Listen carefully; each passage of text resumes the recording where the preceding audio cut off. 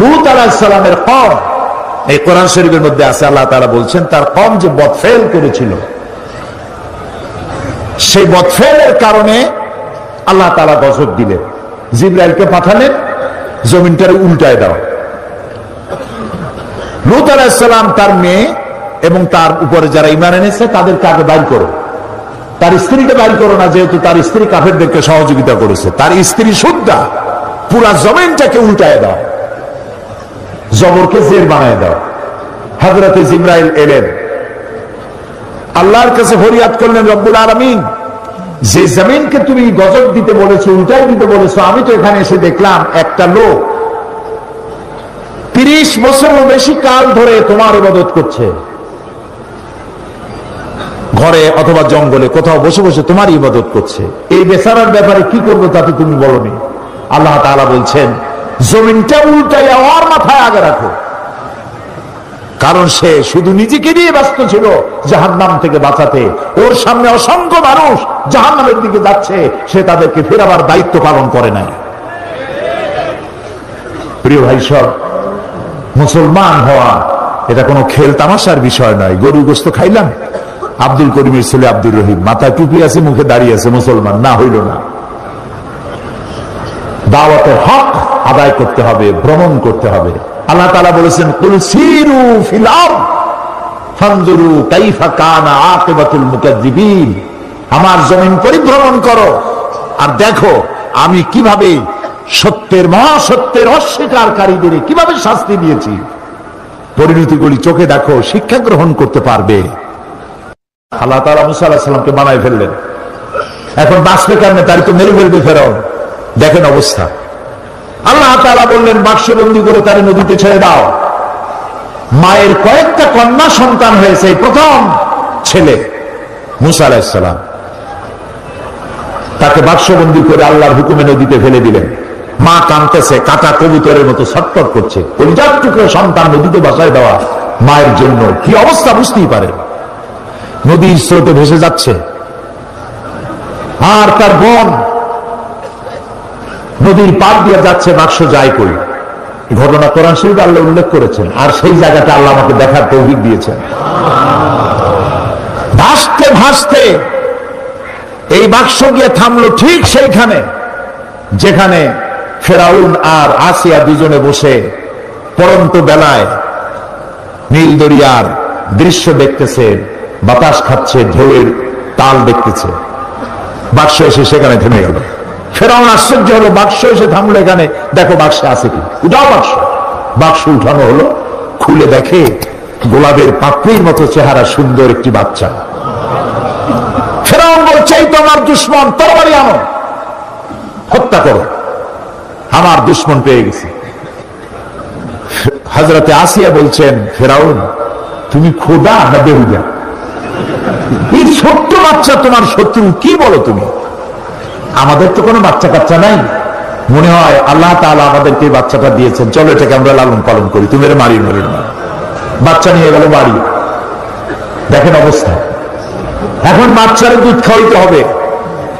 যেই বাচ্চা পুরুষ সন্তান বাঁচতে দেবে না যে ফেরাউন, সেই ফেরাউন এই বাচ্চারে দুধ খাওয়াবার জন্য পাগল হয়ে গেছে। ধাত্রীগুলো ডাকা হলো, কোন ধাত্রীর কোলে সে ওঠে না, বাচ্চা কারোর দুধ মুখে নেয় না, খালি কাঁদতেছে। আল্লাহ রাব্বুল আলামিন পরবর্তী সময় হযরত মুসা আলাইহিস সালামকে বলেছেন, মুসা ফেরাউনের ঘরে তুমি কাঁদতেছো আর তোমার মা তোমাকে না পায়া কাঁদতেছে, আমি রহমানুর রহিম এটাকে সহ্য করতে পারি নাই। বোন গিয়ে বলছে ফেরাউনকে, জাহাপানা আমার কাছে একটা ধাত্রীর খবর আছে, ওই মেয়ে লোকটা যে কোনো বাচ্চা কোলে নিয়ে দুধ খায়। ফেরাউন বলছে নিয়ে আসো, যত টাকা লাগে দেবো। বোন গিয়ে তার মায়ের নিয়ে আসে, মা এসে বাচ্চা পেয়ে দাও, বাচ্চা কোলে নিল, বাচ্চা দুধ খাওয়া আরম্ভ করলো। ফেরাউনের বাড়িতে পয়সা দিয়া টাকা দিয়া ফেরাউন রাখলো আর দুধ খাওয়াইল। মুসা আলাইহিস সালাম একটু বড় হলেন, একটু বড় হয়েছেন, নাদুস নুদুস চেহারা, ফেরাউন কোলে নিয়েছে, পয়গম্বরী চেহারা তো, সলিমুদ্দিন কসিমুদ্দিন মার্কান। মুসা আলাইহিস সালামের চোখ, তার ঠোঁট, তার ললাট, তার গন্ডদেশ, আল্লাহর পয়গম্বর আল্লাহ তাআলা মুসা আলাইহিস সালামকে বলেছেন, মুসা তুমি ভয় পাও, আমি তো তোমাকে আমার জন্য বানাইছি। সুবহানাল্লাহ। এই কোরআন শরীফে আল্লাহ বলছেন, আমি তোমাকে আমার জন্য বানাইছি। ফেরাউন কোলে নিয়ে মুসা আলাইহিস সালামের মস্তক উঁচু করে করে ঠোঁটটা নামায় দিল। মুসা আলাইহিস সালামের ঠোঁটে ঠোঁট লাগায় চুমা দিবে। যেই না ঠোঁটের কাছে ঠোঁট নিয়ে আসে, মুসা আলাইহিস সালাম ঠাস করে এক চড় মেরেছে ফেরাউনের গায়ে। ফেরাউন আছাড় মেরে ছেড়ে দিল বাচ্চাকে, বলল যে সত্যিটাই আমার দুশমন, তরবারি আম কেটে ফেলবো। আসিয়া বলছে, তুমি তো সত্যি একটা বদ্ধ পাগল, কি আর খোদা তুমি, তোমার খোদা যারা মানে ওগুলাও পাগল। কি বাচ্চা মানুষ, সোনাও চেনে, আগুনের টুকরাও চেনে না, তুমি আন্দাজে তারে মারি ফেলবা। ফেরাউন বলছে, আচ্ছা ঠিক আছে, সোনাও চেনে না, সোনার পিণ্ডও চেনে না, আগুনের টুকরাও চেনে না, স্বর্ণ আনো, আগুনের টুকরা আনো। যদি সোনায় হাত দেয়, আগুনে হাত না দেয়, তাহলে বুঝবো বুদ্ধি আছে। আর যদি আগুনে হাত না দেয়, তাহলে বুঝবো যে ঠিকই। আগুনে যদি হাত দেয়, তাহলে বুঝবো যে বাচ্চা মানুষ বোঝে নেই। স্বর্ণের টুকরা আনা হলো, আগুনের টুকরা আনা হলো। মুসা আলাইহিস সালাম আগুনের দিকে হাত না দিয়া সোনার দিকে হাত বাড়াতে যাচ্ছিলেন, আল্লাহ ফেরেশতা দিয়ে তার হাত আগুনের দিকে দিয়ে দিলেন। আল্লাহ তাআলা বলছেন, মুসা রে, এইরকম করে আমি তোমাকে লালন করেছি। মুসা আলাইহিস সালাম বড় হলেন, সেই জায়গা দেখলাম এবং ওখানেও চলে গেলাম। প্রায় 450 কিলোমিটার পাড়ি দিয়ে সেই জায়গায় গিয়ে উপস্থিত হলাম, যেখানে মুসা আলাইহিস সালাম মাদায়েন থেকে ফিরেছেন। 10 বছর পর ফিরেছেন বউ বাচ্চার সাথে। শোয়েব আলাইহিস সালামের মেয়ে, শোয়েব আলাইহিস সালাম তার শ্বশুর, ফিরেছেন। ফেরার পথে ঠান্ডায় পড়েছেন, প্রচন্ড ঠান্ডা। এই ঠান্ডার ভেতরে তিনি তার স্ত্রী ছেলে মেয়েকে বসায় দিয়েছেন এবং সেখানে আল্লাহ তাআলা বলছেন, হযরত মুসা আলাইহিস সালাম তার পরিবর্গকে বললেন যে অন্ধকারে পড়ে গেলাম, এখন যাব কোথায়? দূরে আগুন দেখা যায় একটা গাছে। إذ رأى نارا فقال لأهلهم كثوا إني آنست نارا لعلي آتيكم منها بقبس أو أجد على النار هدى। তিনি যেটাকে আগুন দেখে মনে করেছিলেন যেটা আগুন, তিনি বললেন, তোমরা অপেক্ষা করো, আমি আগুনের কাছে যাই, হয় আগুন আনবো, আর না হয় আমাদেরকে আল্লাহ, আমি একটা রাস্তা পেয়ে যাব কোন পথে আমরা যাব। ফালাম্মা তাহা নুদিয়া ইয়া মূসা ইন্নী আনা রাব্বুক ফাখলা'না আলাইক। আগুনের কাছাকাছি তিনি যখন হয়েছেন, আগুনের ভিতর থেকে আওয়াজ এলো, এটা আগুন তখন কিচ্ছু না, ইন্নী আনা রাব্বুক, আমি তোমার রব, আমি তোমার আল্লাহ। ফাখলা'না আলাইক, জুতা খুলে আসো। ইন্নাকা বিল ওয়াদিল মুকাদ্দাসি তুয়া, তুমি তো পবিত্র উপত্যকায় পৌঁছে গেছো। ওয়াদি আরবিতে বলা হয় ওয়াদি, বাংলায় বলা হয় উপত্যকা। দুই পাহাড়ের মাঝখানে সমতল জায়গাকে উপত্যকা বলা হয়। আমরা সেখানে গেলাম। উপত্যকায় ওয়াদি মুকাদ্দাসে যাওয়ার আগে আমার এই আয়াত মনে পড়েছে। আল্লাহ তাআলা বলছেন, ফাখলা'না আলাইক ইন্নাকা বিল ওয়াদিল মুকাদ্দাসি তুয়া। মুসা আলাইহিস সালামকে আল্লাহ বলছেন, জুতা খোলো। আমি ভরসতে জুতো আগেই খুলে ফেলেছি। ওয়াদি মুকাদ্দাসে আমরা গেলাম, সেখানে আজান দিয়ে জোহরের নামাজ পড়লাম। আর ওই গাছের কাছে গেলাম, সে গাছটা এখন নাই, কিন্তু যেখানে আল্লাহ তাআলা মুসা আলাইহিস সালামের সঙ্গে কথা বলেছিলেন সেই জায়গায় পৌঁছে গেলাম। আমার জীবন ধন্য হলো, সেই জায়গাটি দেখতে পেলাম যেখানে আল্লাহ কথা বলেছেন মুসা আলাইহিস সালামের সাথে। মুসা আলাইহিস সালাম আল্লাহর সঙ্গে কথা বলতে গিয়ে তিনি আল্লাহর আওয়াজ শুনে বলছেন, আয় আল্লাহ, আমি তো তোমার দেখতে চাই, আমি তো তোমার দেখতে পাচ্ছি না। রব্বি আরিনি, আয় আল্লাহ, আমি তোমার দেখতে চাই। আল্লাহ তাআলা বললেন, লান তারানি, কখনো তুমি আমাকে দেখতে পারবে না। মুসা আলাইহিস সালাম আবদার করলেন, আল্লাহ, আমি তোমার দেখতে চাই। আল্লাহ তাআলা বললেন, আচ্ছা, একটা টেস্ট হোক, দেখতে পারবা কিনা। আল্লাহ তাআলা পাহাড়ের উপরে তার তাজাল্লি, 70,000 পর্দার আড়াল থেকে আল্লাহ তাআলা তার তাজাল্লি নূর বর্ষণ করলেন পাহাড়ের উপরে। মুসা আলাইহিস সালাম শুধু, এই কোরআন শরীফে আল্লাহ বলছেন, মুসা আলাইহিস সালাম শুধু এক পলক দেখে আল্লাহু আকবার বলে চিৎকার মেরে বেহুশ হয়ে পড়ে গেল। পাশেই তুর পাহাড়, তুরের উপরে আল্লাহ তাআলা একটা সূরা নাযিল করেছেন, ওয়াতিন ওয়াজ জাইতুন ওয়া তুর সিনিন। তুরের আল্লাহ তাআলা কসম করেছেন, যেই পাহাড়ে উঠলে পরে আকাশের মেঘ ধরা যায়, এত উঁচা পাহাড়, এই পাহাড়ের উপরে 40 দিন তিনি ইতিকাফ অবস্থায় ছিলেন এবং সেখানে তাওরাত নাযিল হলো। সে জায়গা আল্লাহ দেখার তৌফিক দিলেন। এরপরে মুসা আলাইহিস সালামের সঙ্গে সংগ্রাম ছিল যেই ফেরাউন, সেই ফেরাউনকে দেখার ইচ্ছা হলো আমার, যে শয়তানদের একটু দেখি। 40 পাউন্ড জাদুঘরে ঢুকতে লাগে, শয়তান তালাশ করতেছি, পাই না। জিজ্ঞেস করলাম যে আসল শয়তানটা কই, বললো সে তো দোতলা। ওইটা দেখতে গেলে আরো 40 পাউন্ড দরকার। সে পয়সাও দিলাম দেখার জন্য।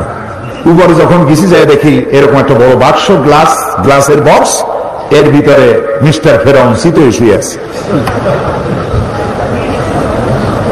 ওই জায়গাও দেখেছি যেখান থেকে ফেরাউন মুসা আলাইহিস সালামকে তাড়া করেছিল, আর দরিয়া ফেরে রাস্তা হয়ে গেল যেখান থেকে মুসা আলাইহিস সালাম হেঁটে গিয়েছিলেন।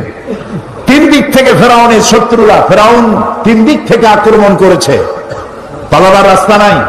সাথী সঙ্গীরা বলছেন, ইয়া মুসা ইন্না লামুদরাকুন, আমরা তো পাকড়াও হয়ে গেছি, পালাবার পথ নাই।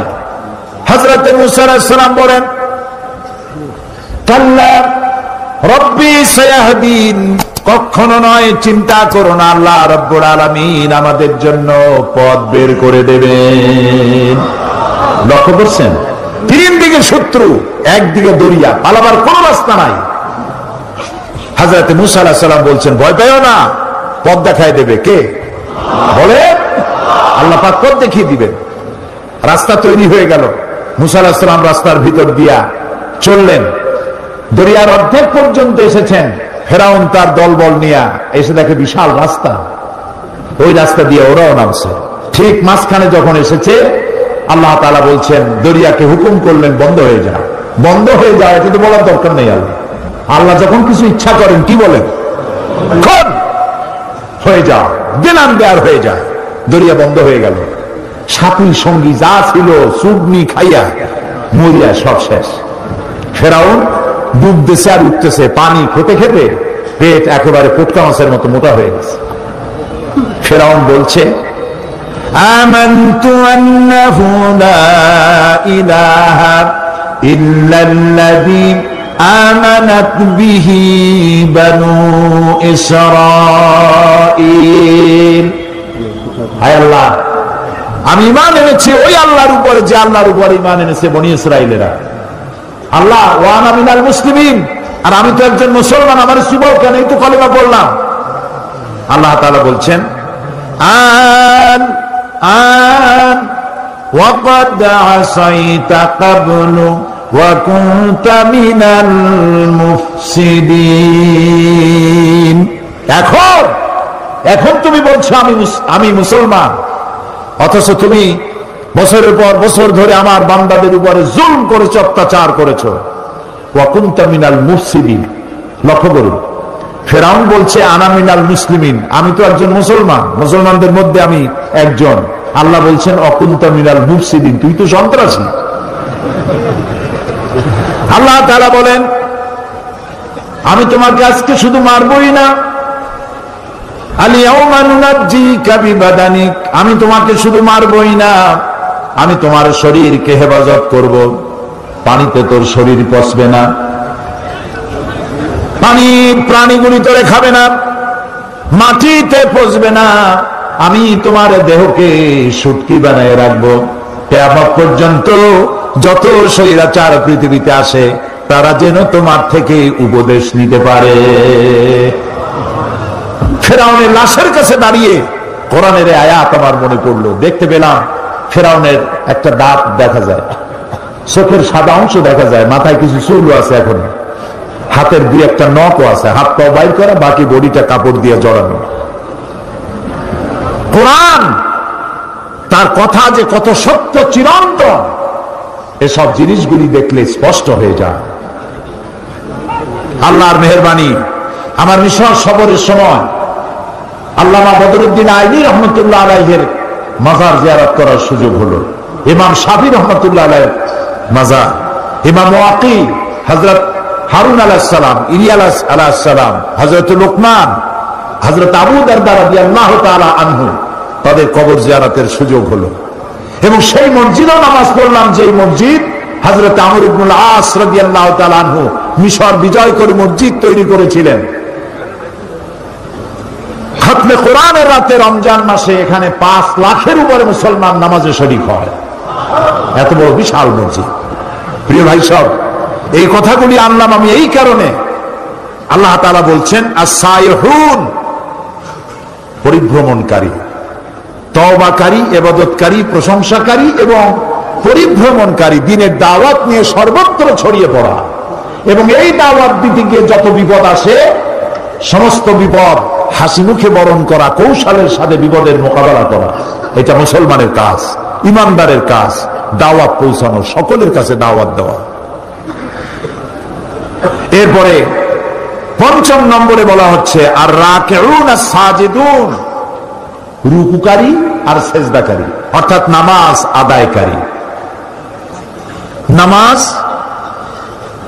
আল্লাহ তাআলা সমস্ত ইবাদত দিয়েছেন জমিনে, শুনতেছেন? কালেমা, হজ, যাকাত, এসব কোথায় দিয়েছেন? জমিনে। নামাজ কোথায় দিয়েছেন? আরশে আজিমে। এই নামাজ আল্লাহ তাআলা ফরজ করেছেন। নবী করিম সাল্লাল্লাহু আলাইহি ওয়াসাল্লামের মেরাজে আল্লাহ তাআলা তাকে এই নামাজ যখন হাদিয়া দিলেন, তিনি ফেরার পথে মুসা আলাইহিস সালামের সঙ্গে দেখা হলো। তিনি জিজ্ঞেস করলেন, আল্লাহ তাআলা আপনাকে কি দিয়েছেন? তিনি বললেন, আমার উম্মতের জন্য 5 ওয়াক্ত নামাজকে, 50 ওয়াক্ত নামাজকে তিনি ফরজ করে দিয়েছেন। মুসা আলাইহিস সালাম বললেন, সর্বনাশ, আমি তো বনি ইসরাইল নিয়ে বহু বছর কাটাইছি, মানুষ যে কত বেকায়দা, 50 ওয়াক্ত নামাজ আপনার উম্মতেরা পড়তে পারবে না, আপনি কমায় আনেন। তিনি গেলেন এবং আল্লাহর কাছে বললেন, আল্লাহ তাআলা 10 ওয়াক্ত কমায় দিলেন। আবার আসলেন, আবার গেলেন, আবার আসলেন, আবার গেলেন, থাকলো কত? 5। মুসা আলাইহিস সালাম বলেন, আমি আশঙ্কা করি এই 5 ওয়াক্তও পারবে না, আপনি আরো কমান। নবী করিম সাল্লাল্লাহু আলাইহি সাল্লাম বললেন, আমি আল্লাহর কাছে আর যাইতে পারবো না, আমার শরম করে। আল্লাহ দিলেন 50 ওয়াক্ত, আপনার বারবার ইনসিস্ট করার কারণে আমি গেলাম, আল্লাহ কমাইতে থাকলেন, আমি আর পারবো না কমাইতে।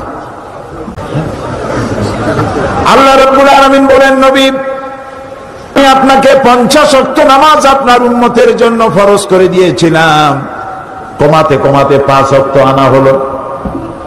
যেহেতু আমি আল্লাহ বলেছি 50 ওয়াক্ত, আপনার উম্মতেরা যারা 5 ওয়াক্ত নামাজ আদায় করবে, 50 ওয়াক্তের সওয়াব আমি আল্লাহ তাদের আমলনামায় দিয়ে দেব।